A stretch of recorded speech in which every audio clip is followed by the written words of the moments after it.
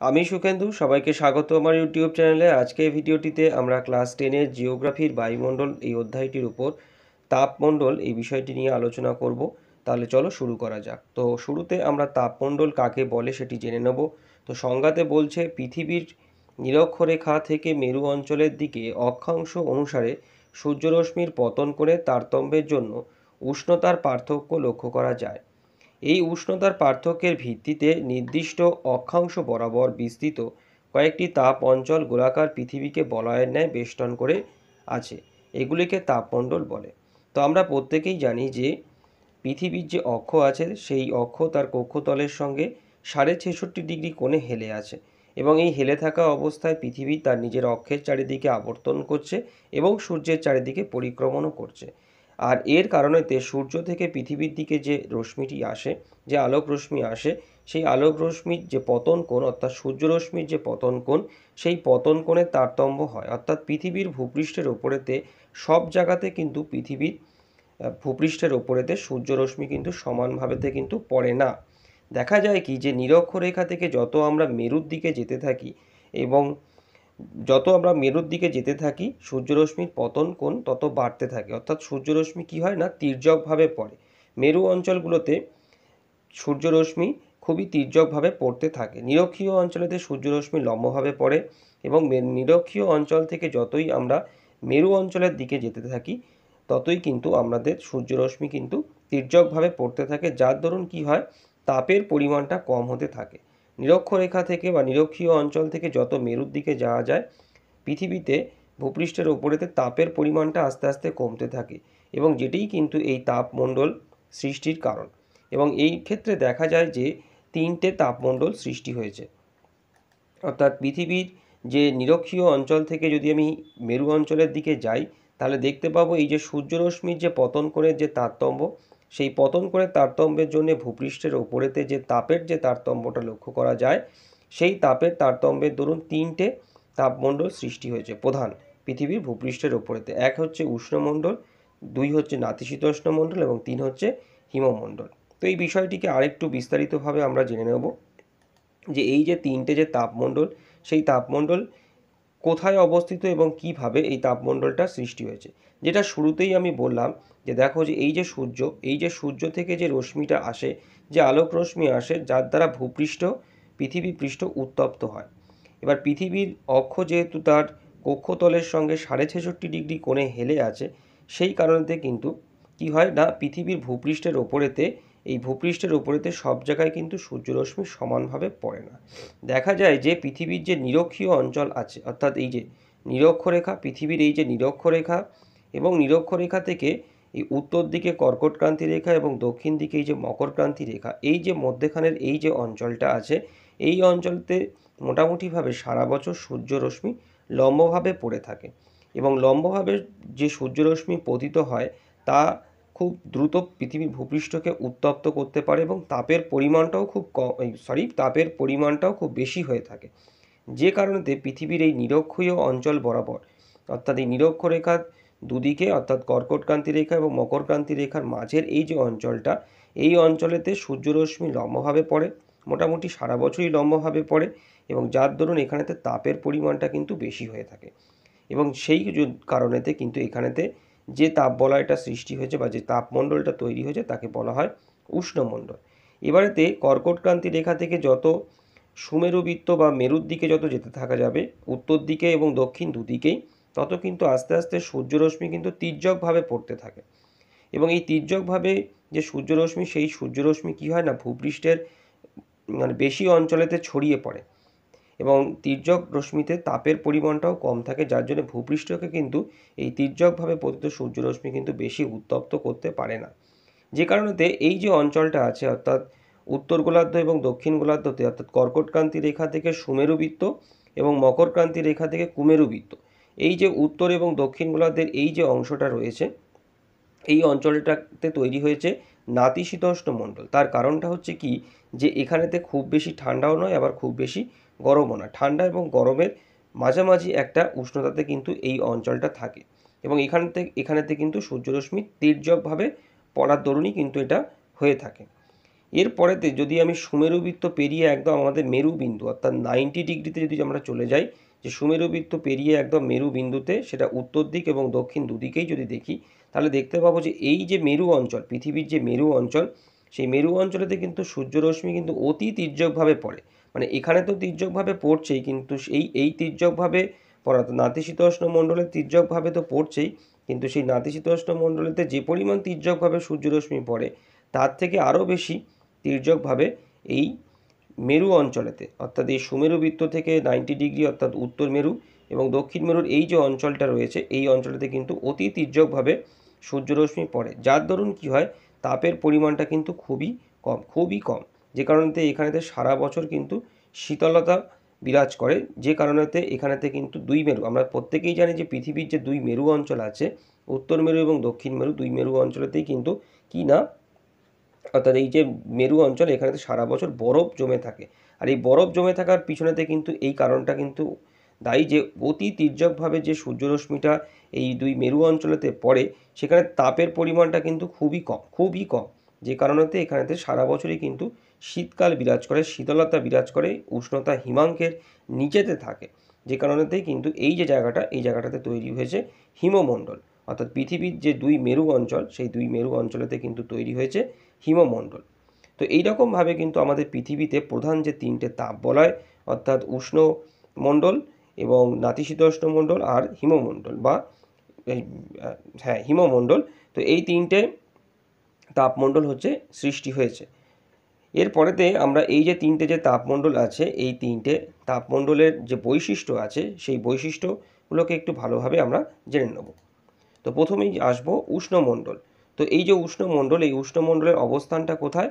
একটু আগে যেটা বললাম যে নিরক্ষরেখার উভয় দিকে 23.5 ডিগ্রি উত্তর অর্থাৎ কর্কটক্রান্তি রেখা এবং 23.5 ডিগ্রি দক্ষিণ অর্থাৎ মকরক্রান্তি রেখা, এই অক্ষাংশ পর্যন্ত কিন্তু বিস্তৃত, অর্থাৎ 23.5 ডিগ্রি উত্তর থেকে 23.5 ডিগ্রি দক্ষিণ, এর যে মাঝের যে অঞ্চলটা, সেই মাঝের অঞ্চলের মধ্যে কিন্তু এই উষ্ণমণ্ডল বিস্তৃত। আমরা আরেকবার একটু ছবিতে দেখে নেব, অর্থাৎ এই যে অংশটা রয়েছে, অর্থাৎ এই যে 23.5 ডিগ্রি উত্তর অর্থাৎ কর্কটক্রান্তি রেখা থেকে 23.5 ডিগ্রি দক্ষিণ অর্থাৎ এই মকরক্রান্তি রেখার মাঝের যে এই যে অংশটা, এই অংশটাকে বলা হয় উষ্ণমণ্ডল। এবং আমরা জানলাম কী কারণে এটা উষ্ণমণ্ডল বলা হয়, কারণ এখানেতে সূর্য সারা বছর লম্বভাবে কিরণ দিয়ে থাকে। এবার দেখব এই যে উষ্ণমণ্ডল আছে, এই উষ্ণমণ্ডলের যে বৈশিষ্ট্যগুলো, সেই বৈশিষ্ট্যগুলো কি? 1 নম্বর বৈশিষ্ট্য, এখানে সূর্যরশ্মি সারা বছর প্রায় লম্বভাবে কিরণ দেয়, অর্থাৎ এই যে অঞ্চলটা, এই অঞ্চলটাতে সূর্য সারা বছর লম্বভাবে কিরণ দিয়ে থাকে। আর লম্বভাবে যেহেতু কিরণ দেয়, লম্বভাবে যে সূর্যরশ্মি এই অঞ্চলটার উপরেতে পড়ে, সেটা ভূপৃষ্ঠের ওপরেতে বেশি ছড়িয়ে পড়ে না, সেই কারণেতে এই লম্বভাবে সূর্যরশ্মিতে তাপের পরিমাণটা কিন্তু খুবই বেশি থাকে, যে কারণেতে এই অঞ্চলটা কিন্তু উষ্ণতাটা বেশি।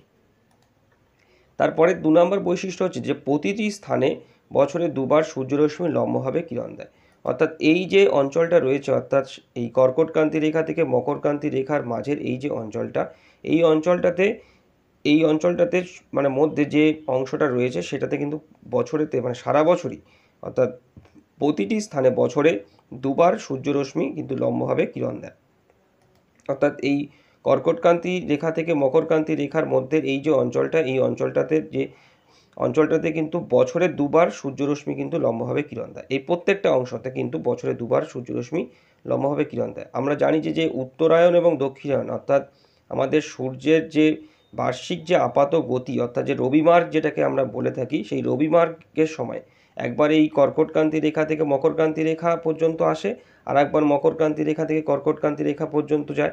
অর্থাৎ সারা বছরেতে 6 মাস কর্কটক্রান্তি রেখা থেকে মকরক্রান্তি রেখা পর্যন্ত আসে, আবার মকরক্রান্তি রেখা থেকে আর 6 মাস কর্কটক্রান্তি রেখা পর্যন্ত সূর্যের যে বার্ষিক যে আপাত গতিটা থাকে, সেই আপাত গতির কারণেতেই কিন্তু এই অঞ্চলটাতে বছরে দুবার কিন্তু সূর্যরশ্মি লম্বভাবে পড়ে, প্রত্যেকটা অংশতেই কিন্তু দুবার করে সূর্যরশ্মি কিন্তু লম্বভাবে পড়ে। আর কি আছে না, নিরক্ষরেখা সারা বছর সূর্য লম্বভাবে কিরণ দেয়, অর্থাৎ এই যে নিরক্ষরেখা, এই নিরক্ষরেখাতে কিন্তু সূর্য সারা বছরই কিন্তু লম্বভাবে কিরণ দিয়ে থাকে। এই নিরক্ষরেখা বরাবর যে অঞ্চলটা রয়েছে, এই অঞ্চলেতে কিন্তু সূর্য সারা বছরই কিন্তু লম্বভাবে কিরণ দিয়ে থাকে। আর এখানে সারা বছর গড় উষ্ণতা হচ্ছে 27 ডিগ্রি সেলসিয়াস। অর্থাৎ এই যে উষ্ণমণ্ডল, এই উষ্ণমণ্ডলের একটা খুব অন্যতম বৈশিষ্ট্য হচ্ছে যে সারা বছরই এই যে অঞ্চলটা, এই অঞ্চলটা কিন্তু গড় যে তাপমাত্রা সেই তাপমাত্রাটা কিন্তু 27 ডিগ্রি সেলসিয়াসের কাছে থাকে। তো এই হচ্ছে উষ্ণমণ্ডলের বৈশিষ্ট্য। এবার আমরা চলে যাব নাতিশীতোষ্ণ মণ্ডলেতে। আমরা দেখে নেব যে নাতিশীতোষ্ণ মণ্ডলের যে সমস্ত বৈশিষ্ট্যগুলো রয়েছে। তো প্রথমে আমরা অবস্থানটা একটু দেখে নেব যে কর্কটক্রান্তি রেখা অর্থাৎ 23.5 ডিগ্রি উত্তর থেকে সুমেরু বৃত্ত অর্থাৎ 66.5 ডিগ্রি উত্তর ও মকরক্রান্তি রেখা অর্থাৎ 23.5 ডিগ্রি দক্ষিণ থেকে কুমেরু বৃত্ত অর্থাৎ 66.5 ডিগ্রি দক্ষিণ পর্যন্ত অঞ্চলেতে এই নাতিশীতোষ্ণ মণ্ডল অবস্থিত। তো আমরা একটু ছবিতে দেখে নেব, অর্থাৎ এটা উত্তর গোলার্ধের নাতিশীতোষ্ণ মণ্ডল আর এটা দক্ষিণ গোলার্ধের নাতিশীতোষ্ণ মণ্ডল। এবং এই নাতিশীতোষ্ণ মণ্ডলের বিস্তারটা কোথায়? উত্তর গোলার্ধের দিকে যদি আমরা দেখি তাহলে দেখব কি না, এই যে কর্কটক্রান্তি যে রেখা রয়েছে এই কর্কটক্রান্তি রেখা অর্থাৎ এই যে 23.5 ডিগ্রি উত্তর, এই যে কর্কটক্রান্তি রেখা, এই কর্কটক্রান্তি রেখা থেকে উত্তর দিকে 66.5 ডিগ্রি উত্তরেতে অর্থাৎ সুমেরু বৃত্ত প্রদেশীয় যে রেখাটি রয়েছে সেই রেখা পর্যন্ত হচ্ছে অঞ্চলটা হচ্ছে নাতিশীতোষ্ণ মণ্ডল। কারণ এখানেতে সূর্য তির্যকভাবে কিরণ দেয় এবং তির্যকভাবে কিরণ দেওয়ার দরুন কী হয় না, সূর্যের রশ্মিতে তাপের পরিমাণটা কম থাকে, যার জন্যে খুব বেশি এখানে তাপমাত্রা বেশি হয় না, আবার খুব বেশি উষ্ণ হয় না। তো উত্তর গোলার্ধের যে নাতিশীতোষ্ণ মণ্ডলটা তৈরি হয়েছে তাকে বলা হয়ে থাকে যে উত্তর গোলার্ধ নাতিশীতোষ্ণ মণ্ডল। আর দক্ষিণ গোলার্ধের ঠিক ওই একই ব্যাপারটাই ঘটে, অর্থাৎ মকরক্রান্তি রেখা অর্থাৎ 23.5 ডিগ্রি দক্ষিণ থেকে কুমেরু বৃত্ত প্রদেশীয় রেখা অর্থাৎ 66.5 ডিগ্রি দক্ষিণ, এই অংশটার মধ্যে তৈরি হয়েছে আরেকটি নাতিশীতোষ্ণ মণ্ডল যেটা দক্ষিণ গোলার্ধের নাতিশীতোষ্ণ মণ্ডল নামে পরিচিত। এবং এখানেতেও কিন্তু সূর্যরশ্মি সারা বছর তির্যকভাবে কিরণ দিয়ে থাকে এবং যার দরুন তাপের পরিমাণটা কম হয়, বিশেষত উষ্ণমণ্ডলের থেকে তো কমই হয়। সেই কারণে এখানেতে খুব বেশি শীতলতা এবং উষ্ণতা লক্ষ্য করা যায় না। অর্থাৎ একদম উত্তর গোলার্ধে যা এবং দক্ষিণ গোলার্ধের ঠিক একই ব্যাপারটাই হয়েছে এবং এই অঞ্চল দুটো কিন্তু নাতিশীতোষ্ণ মণ্ডল নামে পরিচিত। এবার আমরা দেখে নেব যে এর যে বৈশিষ্ট্যগুলো আছে সেই বৈশিষ্ট্যগুলো কী। তো 1 নম্বর যে বৈশিষ্ট্য সেটা হচ্ছে কি না, এখানে সূর্যরশ্মি সারা বছর তির্যকভাবে পড়ে, যেটা এক্ষুনি বললাম। অর্থাৎ এই দুটো অঞ্চলেতে সূর্যরশ্মি কিন্তু সারা বছরই তির্যকভাবে পড়ে থাকে। তারপরে কি না, এখানে সারা বছর তাপমাত্রা মধ্যম প্রকৃতির, অর্থাৎ খুব বেশি উষ্ণ নয় আবার খুব বেশি শীতল নয়। আর নাতিশীতোষ্ণ মণ্ডলকে 45 ডিগ্রি অক্ষরেখা বরাবর দুটো ভাগে ভাগ করা হয়ে থাকে, যথা একটা হচ্ছে উষ্ণমণ্ডল যেটা 23.5 ডিগ্রি থেকে 45 ডিগ্রি, আর একটা হচ্ছে শীতল নাতিশীতোষ্ণ মণ্ডল অর্থাৎ 45 ডিগ্রি থেকে 66.5 ডিগ্রি। তো এই ব্যাপারটা একটু বুঝে নিই। অর্থাৎ এখান থেকে এই যে অংশটা আছে, এই যে নাতিশীতোষ্ণ মণ্ডল যেটা, এই পুরোটা অর্থাৎ 23.5 ডিগ্রি উত্তর থেকে 66.5 ডিগ্রি উত্তর পর্যন্ত এই যে পুরো যে অংশটা, এটা পুরোটাই কিন্তু নাতিশীতোষ্ণ মণ্ডল। কিন্তু এখান থেকে যে 45 ডিগ্রির যে অক্ষরেখাটি গিয়েছে এইখানটাতে, এই 45 ডিগ্রির যে অক্ষরেখাটি গিয়েছে সেই অক্ষরেখা এই নাতিশীতোষ্ণ মণ্ডলকে দুটো ভাগে ভাগ করেছে। এটা উত্তর গোলার্ধের ক্ষেত্রেও করেছে এবং দক্ষিণ গোলার্ধের ক্ষেত্রেও কিন্তু করেছে। এবং যে অঞ্চলটা এই উষ্ণমণ্ডল লাগোয়া অর্থাৎ 23.5 ডিগ্রি উত্তর থেকে 45 ডিগ্রি উত্তর, অর্থাৎ এই যে 45 ডিগ্রি 23.5 ডিগ্রি থেকে 45 ডিগ্রি এই যে অঞ্চলটা যেটা উষ্ণমণ্ডল লাগোয়া, এইটাকে বলা হয় হচ্ছে উষ্ণ নাতিশীতোষ্ণ মণ্ডল, কারণ এখানে তাপমাত্রাটা একটু বেশি থাকে। আর যেটা এই সুমেরু বৃত্ত প্রদেশীয় রেখা লাগোয়া যে অঞ্চলটা অর্থাৎ 66.5 ডিগ্রি যে অক্ষরেখাটি রয়েছে এইটা লাগোয়া যেটা, সেটাকে বলা হয় শীতল নাতিশীতোষ্ণ মণ্ডল। অর্থাৎ 45 ডিগ্রি যে অক্ষরেখাটি আছে উত্তর গোলার্ধে এবং দক্ষিণ গোলার্ধে দুটোরই, এই 45 ডিগ্রি অক্ষরেখাটি কিন্তু এই নাতিশীতোষ্ণ মণ্ডলকে দুটো ভাগে ভেঙেছে, একটা উষ্ণ নাতিশীতোষ্ণ মণ্ডল আর একটা হচ্ছে শীতল নাতিশীতোষ্ণ মণ্ডল। উষ্ণ যে নাতিশীতোষ্ণ মণ্ডল যেটা, সেটা এই কর্কটক্রান্তি রেখা লাগোয়া অর্থাৎ উষ্ণমণ্ডল লাগোয়া। আর শীতল যে নাতিশীতোষ্ণ মণ্ডল যেটা রয়েছে সেটা কিন্তু এই সুমেরু বৃত্ত প্রদেশীয় রেখা বা হিমমণ্ডল লাগোয়া কিন্তু এই শীতল নাতিশীতোষ্ণ মণ্ডল অবস্থিত। অর্থাৎ এটা উত্তর গোলার্ধে এবং দক্ষিণ গোলার্ধে ব্যাপারটা কিন্তু একই। এরপরেতে যেটা রয়েছে সেটা হচ্ছে 4 নম্বর যে বৈশিষ্ট্য, অর্থাৎ ক্রান্তীয় মণ্ডলের কাছাকাছি স্থানগুলি বেশি উষ্ণ হয় ও মেরুবৃত্তের কাছাকাছি অঞ্চলগুলি কম উষ্ণ হয়ে থাকে। যেটা একটু আগেই আমি বললাম, যেটা এই বৈশিষ্ট্যর ক্ষেত্রে যেটা আমি বলছিলাম একটু আগেতেই, যেটা কি এই যে মানে নিরক্ষরেখা বরাবর কর্কটক্রান্তি রেখা অর্থাৎ এই যে ক্রান্তীয় অঞ্চল যেটা, এই কর্কটক্রান্তি রেখা বরাবর যে অঞ্চলটি রয়েছে অর্থাৎ নাতিশীতোষ্ণ মণ্ডলের যে অঞ্চলটা হচ্ছে কি এই উষ্ণমণ্ডল বা কর্কটক্রান্তি রেখা লাগোয়া, সেটার তাপমাত্রাটা বেশি হয়, সেই জন্যই কিন্তু এটাকে উষ্ণ নাতিশীতোষ্ণ মণ্ডল বলছে। আর যেটা সুমেরু বৃত্ত প্রদেশীয় রেখা লাগোয়া যেটা, সেটা কিন্তু তাপমাত্রাটা শীতল হয়ে থাকে, যে কারণে কিন্তু তাকে শীতল নাতিশীতোষ্ণ মণ্ডল বলা হয়ে থাকে। তো তো এই চারটে হচ্ছে নাতিশীতোষ্ণ মণ্ডলের গুরুত্বপূর্ণ বৈশিষ্ট্য। এবার আমরা চলে যাব যে হিমমণ্ডলেতে, অর্থাৎ হিমমণ্ডলের অবস্থান এবং তার বৈশিষ্ট্যগুলো সম্পর্কে আমরা একটু বিস্তারিত জেনে নেব। তো দেখো, হিমমণ্ডলে বলছে কি যে সুমেরু বৃত্ত অর্থাৎ 66.5 ডিগ্রি উত্তর থেকে সুমেরু বিন্দু অর্থাৎ 90 ডিগ্রি উত্তর ও কুমেরু বৃত্ত অর্থাৎ 66.5 ডিগ্রি দক্ষিণ থেকে কুমেরু বিন্দু অর্থাৎ 90 ডিগ্রি দক্ষিণ পর্যন্ত অঞ্চলে হিমমণ্ডল বিস্তৃত। অর্থাৎ এইটা 66.5 ডিগ্রির পর থেকে একদম সুমেরু বিন্দু মানে একদম আমাদের যে মেরুবিন্দু রয়েছে 90 ডিগ্রি সেই পর্যন্ত যে অঞ্চলটা রয়েছে উত্তর গোলার্ধ এবং দক্ষিণ গোলার্ধ দুদিকেই কিন্তু একই হবে। এটাকে বলা হয় যে হিমমণ্ডল, কারণ এখানেতে সূর্যরশ্মি অতি তির্যকভাবে পড়ে এবং তাপের পরিমাণটা তার জন্য খুব কম হয়। আর যেই কারণেতে এখানেতে কিন্তু সারা বছর শীতলতা বিরাজ করে থাকে, উষ্ণতা সারা বছরই হিমাঙ্কের নিচে অবস্থান করে, যে কারণেতে এর নামটা হয়েছে হিমমণ্ডল।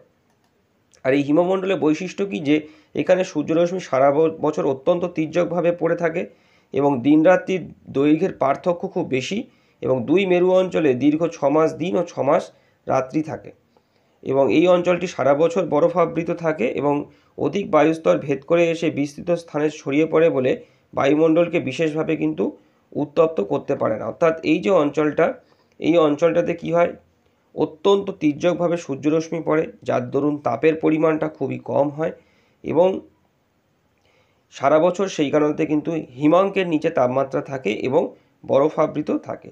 তো এইগুলো হচ্ছে হিমমণ্ডলের গুরুত্বপূর্ণ বৈশিষ্ট্য। তো আজকের ভিডিওটি আমি এখানেতেই শেষ করছি। সবাই ভালো থেকো। Thank you.